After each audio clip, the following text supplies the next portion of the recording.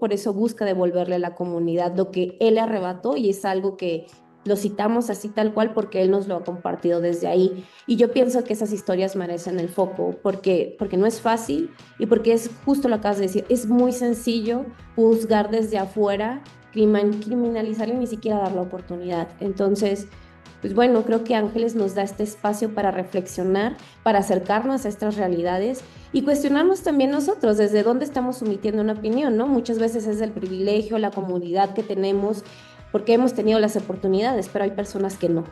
Para mí, o sea, fue entender desde un inicio qué era el fútbol en la comunidad, ¿no? Más allá de la práctica del deporte, o sea, qué significaba tomarse la tarde libre para llevar a los niños, o sea, como las mamás que llevaban a entrenar a sus niños, o sea, como ir entendiendo todo este contexto social, de dónde estaban, situadas ellas, ¿no? Entonces, a partir de ahí es como que conlleva, que ellas puedan estar ahí. Ahora, una vez que están ahí, qué sienten al estar ahí, o sea, más allá de tocar la pelota, o sea, qué significa tocar la pelota. Amigas y amigos de Cinéfilos en Apuros, ¿cómo están? Yo soy Elia Leonardo. En esta ocasión tengo dos invitados que vamos a hablar acerca del documental Ángeles FC, que se presenta en el Festival Internacional de Cine de Guanajuato, una historia que explora lo que pasa con un grupo de mujeres que encuentran en el fútbol un acto de resistencia y que se acompañan de un entrenador que también lo hace, un entrenador cuyo pasado está ligado a la criminalidad. Pero le voy a dar la bienvenida a mis invitados y sean ustedes quienes se presenten. A ver, vamos a comenzar por las damas. Preséntate, por favor. Bueno, yo soy Luisa Bravo y soy la productora de Ángeles FC. Y yo soy Roberto Ortiz, el director del largometraje Ángeles FC. Luisa, Roberto, bienvenidos sean. Eh, el fútbol es una excusa para contar historias. Y para contar historias también hay que buscarlas. Y para buscarlas hay que salirnos del rectángulo de juego, salirnos de las noticias y salirnos de lo habitual. Hay que incluso olerlas. Y eso es lo que logras hacer tú, Roberto. En este caso, el cine concede esa oportunidad que a veces desaprovecha el periodismo deportivo, ¿no? Que se Ujú. concentra tanto en otras cosas que pierde de vista esto. Tú encuentras una. ¿Cómo es que la encuentras y por qué decides contarla? Le encontramos, ahora sí que por casualidad, un amigo nos invitó a hacer un proyecto documental sobre un torneo que quería hacer una asociación civil con los niños de Ángeles de Puebla y pues con el paso del tiempo fuimos frecuentando a Cristian. Una vez que llegamos ahí con Cristian al campo de entrenamiento, nos empieza a contar un poco cómo se apropiaron, ¿no? Y quiénes fueron las personas que se encargaron de limpiar el terreno y de adecuar aquí el campo, ¿no? Entonces eso nos fue como atrapando, me fue atrapando y poco a poco fui descubriendo y Cristi me fue compartiendo quién era, ¿no? Y todo el esfuerzo que hacía, porque hacer Ángeles Soccer, sin lucro, es decir, no cobrarle a los niños, a las mujeres que entrenaban. Este, Luego Cristian desaparece un par de meses, no sé nada de él y en diciembre del 2019 me vuelve a contactar, para ver si seguía interesado en hacer algo, ¿no? Ya que el torneo nunca se llevó a cabo, nunca se hizo nada, por parte de la asociación, le digo que sí, y dice, bueno, voy saliendo de la cárcel. Me pusieron, unos agentes ministeriales y pues ya acabo de poder salir, ¿no? Y voy a su casa y me empieza a platicar un poco que el equipo femenil de Ángeles Soccer era como realmente quien levantaba el nombre del equipo en el barrio, ¿no? Entonces me cuenta también un poco de su pasado, qué hacía, qué se dedicaba y es ahí donde empezamos como a escribir la película, ¿no? Como por dónde podría ir, ¿no? Al fin de cuentas la película se termina de escribir todavía en montaje, pero es así como llegamos a la historia de Ángeles Soccer, ¿no? De las morras. Luisa, ¿por qué asumir pues el gusto y el riesgo también de producir un documental así? Porque una primera lectura para quien nos escuche diría, claro, porque hay una empatía femenina, pero hay por ahí una historia que ahorita también lo vamos a comentar que me parece muy pertinente de abordar y de que se asoma en el presente, que es la de pues la readaptación social, ¿no? Que está Claro. llena de prejuicios, que está llena de tabúes y que nos sigue pesando a nosotros como sociedad mirar a alguien, ¿no? Mirar a alguien que estuvo en prisión, no es tan sencillo. Y ustedes, sin embargo, dan ese paso, pero aquí hay una productora y eres tú. ¿Por qué decides asumir precisamente el gusto y el riesgo por entrarle a producir Ángeles FC? Sí, justo cuando Roberto me platicaba la idea que tenía en mente que era, bueno, me hablaba más bien de la emoción y el sentimiento de este hartazgo que Roberto tenía de que siempre la zona de Ángeles de Puebla fuera señalada y criminalizada y caer en un estereotipo, pero sin ni siquiera acercarse a la comunidad, sin ni siquiera conocer el barrio o tomarse el tiempo incluso de ponerse a pensar por qué es una zona tan violenta y complicada, porque sí lo es. Y bueno, a partir de ahí fue como, claro, pues aceptemos entrar a esta comunidad, que nos den su confianza, nosotros involucrarnos dentro y desde adentro empezar a contar esta historia, ¿no? Como con una cercanía, dignificarla, obviamente sin hacer juicios y matizar lo que es pues la vida de Cristian y la vida de las morras. Y me parece muy interesante que menciones justo esto de la reinserción social porque en teoría sí tendría que ser el tema de la justicia, ¿no? Como reinsertar nuevamente a estas personas en la comunidad y que vayan mejorando y bueno.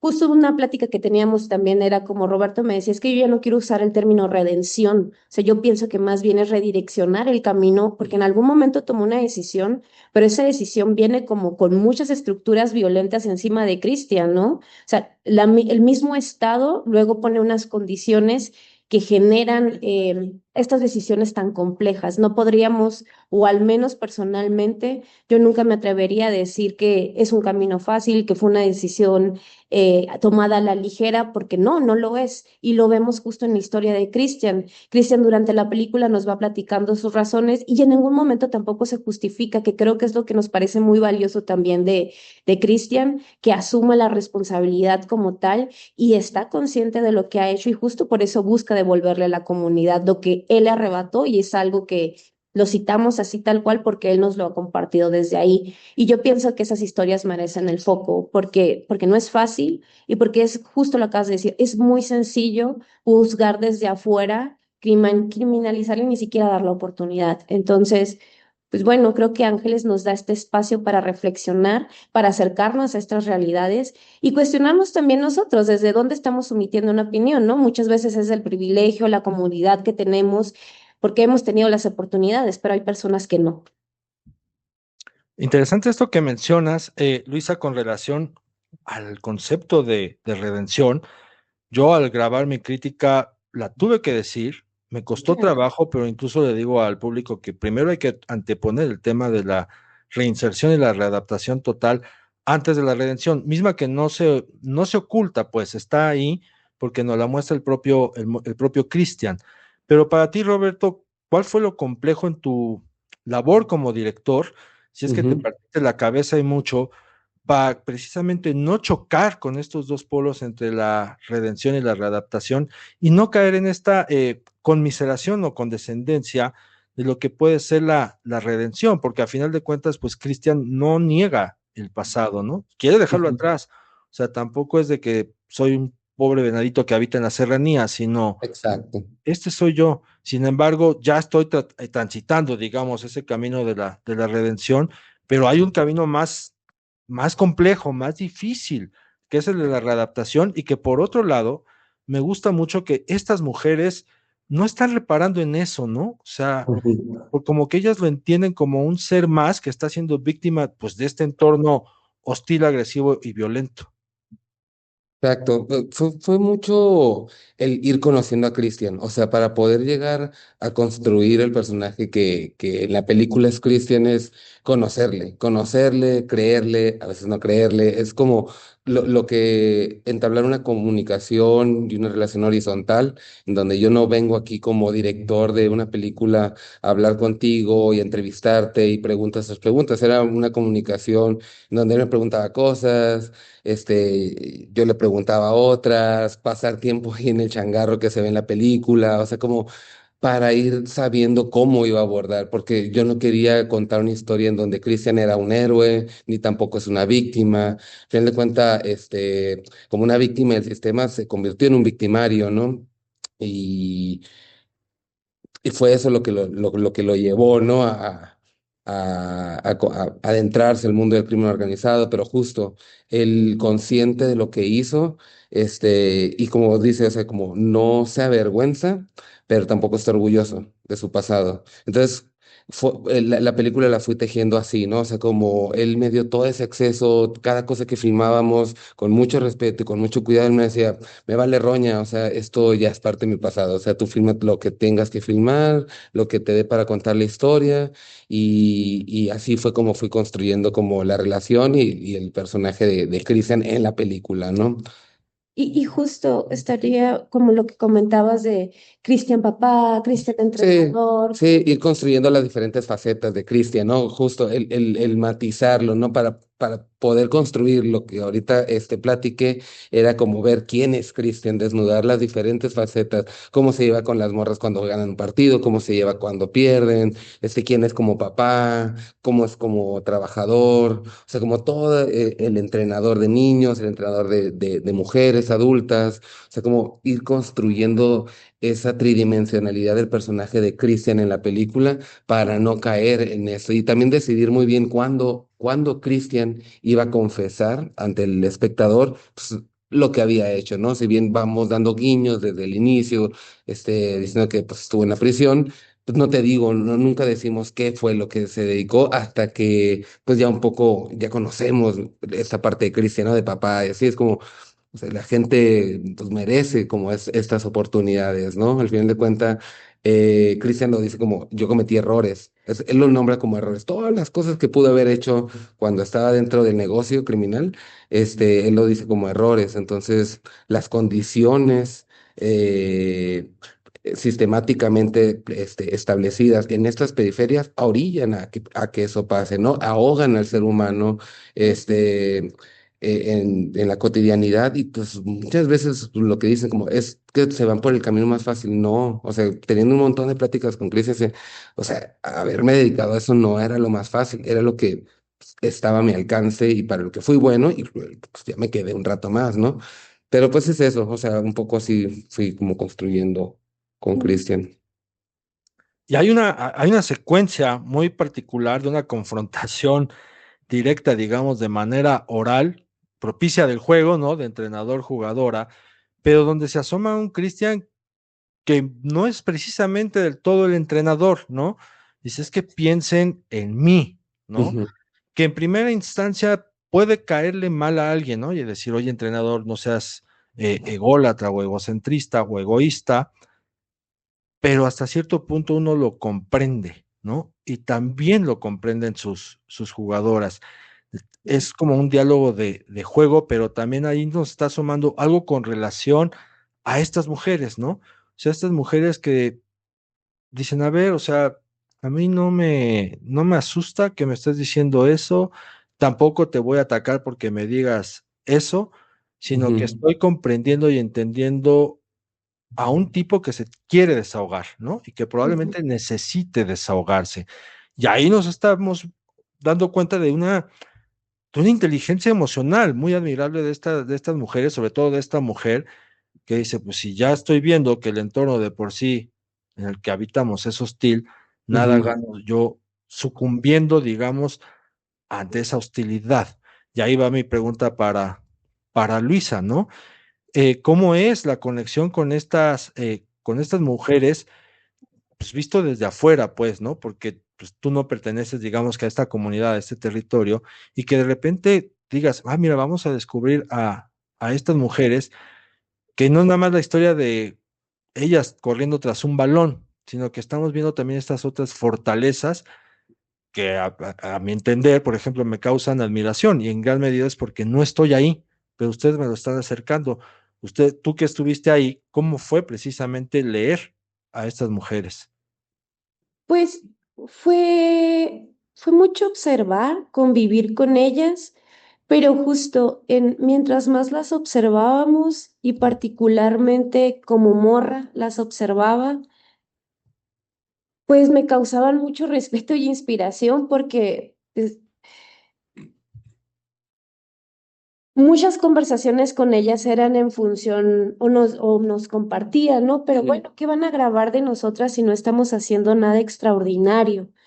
Y justo a mí me llamaba mucho la atención esa parte porque yo decía, es que estás haciendo algo muy extraordinario en esta dinámica tan cansada, tan exigente, donde tienes que ser madre de familia, hacerte cargo de hijos, hijas, pareja y salir a chambear, aparte de hacerte cargo de como todas esas actividades recreativas, estar en casa, estar con las amigas, o sea, como cómo equilibrar todo eso con lo complejo que ya es el entorno y también las carencias económicas que existen, ¿no? Porque muchas veces los trabajos, o la gran mayoría de las morras tenían estos trabajos de horarios extensos, de jornadas donde tenían que hacer horas extras y demás, y te cansa, te consume, no queda espacio para esta parte recreativa, de convivencia, bueno, vamos a distraernos, no existe o existe muy poco. Y justo el food es ese espacio para ellas, es ese espacio donde yo las veo que se desenvuelven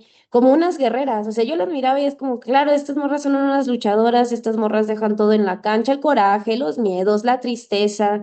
Muy particularmente, pues en la peli abordamos a Bianca, Isabel y a Valeria, ¿no? Que Valeria también es como justo, es esta esperanza dentro del mismo equipo de Ángeles. Claro, ella sí quiere llegar a lo profesional.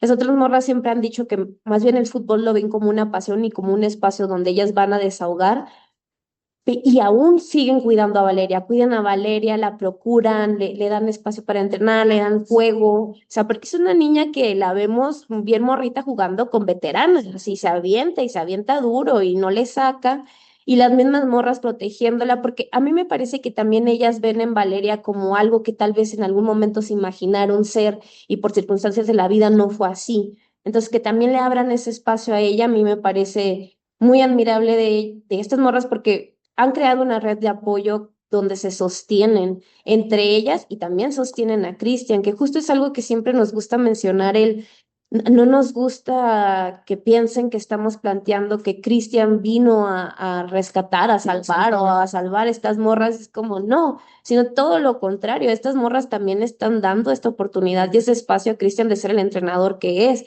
porque son las morras las que sacan el juego adelante y que eso es algo también muy importante que hay que mencionar, o sea, porque sigue existiendo una brecha muy grande entre el fútbol varonil y el fútbol femenil, cuando el fútbol femenil también tiene calidad, tiene técnica, tiene su público y tiene todo el potencial para hacer lo que es el fútbol varonil. Sí. Años de distancia, Y se publicidad y juega, demás. se juega diferente también, o sea, Exacto. Entonces, conocerles, escucharlas, valorar cada paso que daban en la vida misma, pues, porque eso ya es bastante admirable. Creo que eso sería mi respuesta para esta Isabel, Bianca, Valeria y otras morras, Nagano, La Güera. sí. Itza. Sí, justo la güera es este personaje que confronta a Christian, que es una morra también que habla muy claridosa y de frente, y eso también es como, claro, sí, así tienen que arreglarse las cosas, ¿no? Pues hablemos de frente y vayamos solucionando el tema. Entonces, sí, Sí, y en el acercamiento también que hubo, porque, o sea, lo primero que se definió es como, bueno, vamos a partir de Cristian, ¿no? O sea, porque él va a ser nuestro hilo conductor, aún no definíamos si protagonista o no, pero era como, ok, son 11 jugadoras más las que son banca, más los torneos rápidos, eso se juegan diferente, como quién, a través de quién, de qué voces, y siempre fue como el preguntarles, el saber quién quería participar y participar. quién no y la mayoría al final pues como accedió, ¿no? O sea, había casos muy particulares por el mismo entorno de la zona, entonces que era complejo, ¿no? Entrar a sus vidas como lo pudimos hacer con Bianca y con Valeria y Reyes, pero o sea, siempre como dando como ese respeto y ante eso las mismas morras fueron respondiendo con nosotros, ¿no? De qué tanto sí nos dejaban entrar a su intimidad y qué tanto no. Sí, y en tema de producción también fue como muy importante decidir que fuera, o sea, la mayor parte del tiempo éramos Roberto y yo. Y si acaso había un Una crew cosa. más extenso, una persona más, respetando esa intimidad que nos están compartiendo, porque no, y no tendrían por qué, ¿no? Dejar entrar a cualquiera. Al final del día, ellas son las que toman la decisión y uno va trabajando con lo que ellas decidan. Voy a irme al contexto del fútbol femenil. Con la profesionalización de la Liga MX femenil, bueno, hemos visto avances, pero Ujú. también hay otros defectos que persisten, entre ellos esta opinión machista y misógina, ¿no? De un sector de aficionados que tienen por error concentrar toda la lectura de juego en la cancha, ¿no?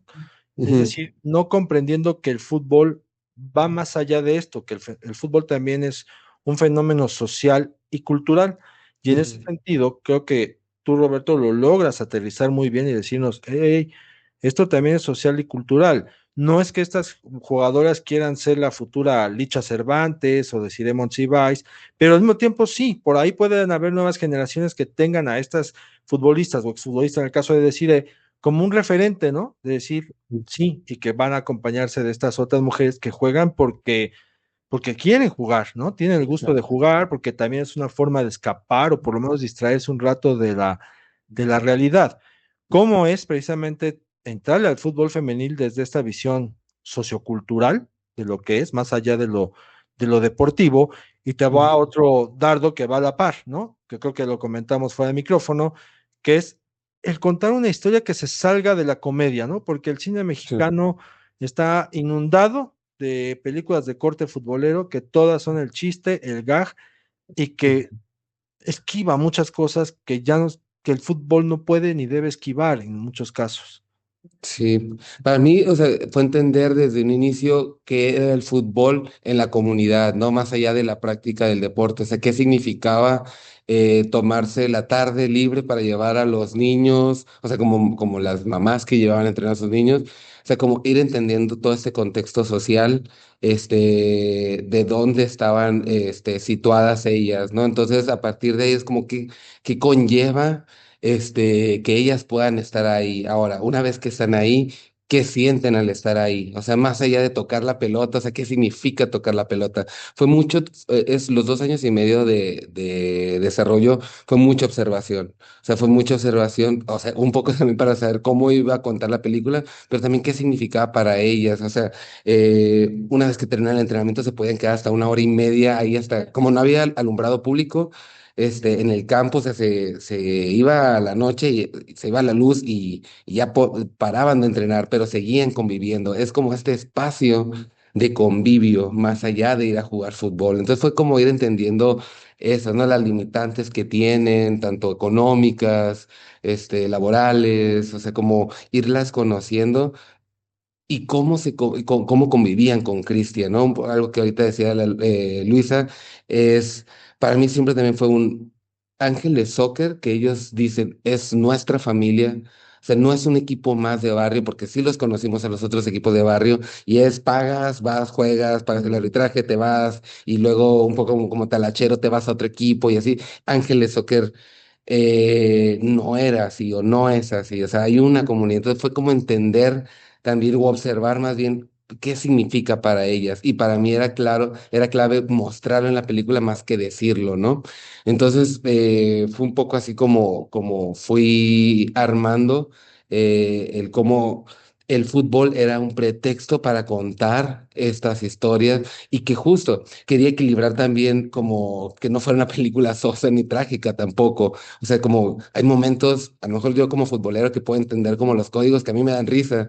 Y es como, bueno, creo que esta parte como va aligerando, ¿no? O un contraste en el montaje. Venimos de escenas donde se abordan temas relacionados con la violencia, pero miren, aquí está el fútbol, ¿no? Aquí hay este agente de cambio social en donde luego en las zonas periféricas, marginalizadas, es una motivación, ¿no? Para seguir adelante con la dura vida. Entonces, fue ir construyendo la película como en su totalidad, así. O sea, como el fútbol me va a permitir yo como futbolero y como director de mi primer película, como pues, yo quiero hablar del fútbol, ¿no? Porque me encanta el fútbol y porque también me iba a entrenar con ellas de vez en cuando y así, pero es como cuento una realidad social de la frontera también alejado un poco como de esta percepción que puede haber de nosotros los norteños en el centro del país. Y justo me parece interesante cómo la han arropado acá en Guanajuato, y en el centro, en el Bajío, es como, o sea, es algo alejado de lo que conocía, ¿no? De Mexicali, o sea, entonces... A mí me enorgullece un montón eso, ¿no? Como mostrar esta realidad y saber que existe como esta ilusión de las jugadoras y el entrenador de salir adelante o al menos tener el dinero para poder seguir entrenando, ¿no? A ver, interesante esto que mencionas de los norteños y cómo el documental ha sido bien acogido en el Bajío y en la zona centro del país. Y ahora voy contigo, Luisa, porque ¿cómo es precisamente, o qué le dirían ustedes, no solamente al público, porque este podcast también lo escuchan distribuidores, productores y algunos colegas, ¿no? Del periodismo, pero también cineastas. Uno, como para que nos atrevamos a mirar y a voltear al norte del país en este caso, pero digo a toda la República, salirnos de esta centralización que tenemos, lo digo yo como habitante de la Ciudad de México, porque también he pecado de eso en alguna vez, y por el otro lado, también, o sea, esto de decir, oigan, descentralicen la producción, la exhibición y la distribución de películas. Acá también se están haciendo cosas bien interesantes. ¿Tú qué dirías con eso, con relación, pues precisamente a este tema, digo, a esta historia que toca un tema universal, digo, entre varios Ujú. temas, pero creo, bueno, no tema universal, sino creo que el idioma más hablado en este mundo, que es el fútbol. Claro. Pues mira, yo sé que hay esfuerzos que ya se han estado haciendo, incluso nosotros pudimos realizar la producción de Ángeles FC por el estímulo de Focine en colaboración con los estados, ¿no? Que justo viene como a hacer esta chamba de centralizar el recurso y que no se quede todo en el centro, lo cual a nosotros nos vino muy bien porque justo no contamos, o luego, por ejemplo, Baja California apenas empieza a hacer como estas convocatorias para cineastas con un fondo, un presupuesto determinado para el Estado. Ha sido muy complejo el tema del financiamiento porque luego también se percibe al cine como una especie de hobby o no se puede vivir de hacer cine independiente solamente y pues eso también es preocupante para nosotros y nosotras como realizadores porque uno quisiera estar de lleno en esto, pero la realidad es que no se puede porque hay que chambear en otras cosas para al mismo tiempo poder tener este proyecto independiente con la visión que uno quiere pues mantener, ¿no? O sea, yo creo que el cine se hace sí con técnica, pero también con mucha postura y la postura pues implica dedicación y constancia. Entonces yo sí invitaría como justo, hay muchos realizadores en el norte que están haciendo y contando historias desde adentro, desde el territorio, ponernos a pensar en por qué tendríamos que movilizarnos al centro para poder hacer cines y entendemos que luego acá, no sé, en el centro también están las grandes escuelas de cine, en el norte apenas empiezan a nacer algunas escuelas o no las hay y uno tiene que moverse justo para poder también adquirir ese conocimiento implica muchos sacrificios también, ¿no?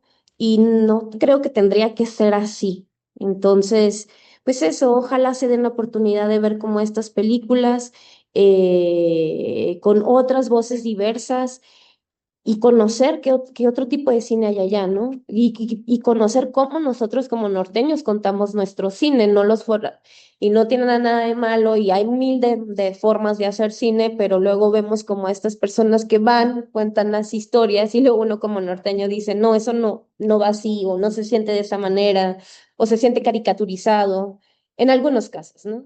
Sí, es como concebimos nuestra realidad. O sea, para mí hacer esta película fue un cómo concibo esa realidad de la que estoy tan cercano. O sea, nosotros vivimos a 15, 20 minutos de Ángeles de Puebla y es eso, como tampoco entre colegas, entre generaciones pasadas que han hecho cortitos allá o largometrajes. O sea, siempre está como muy casado como la temática fronteriza, ¿no?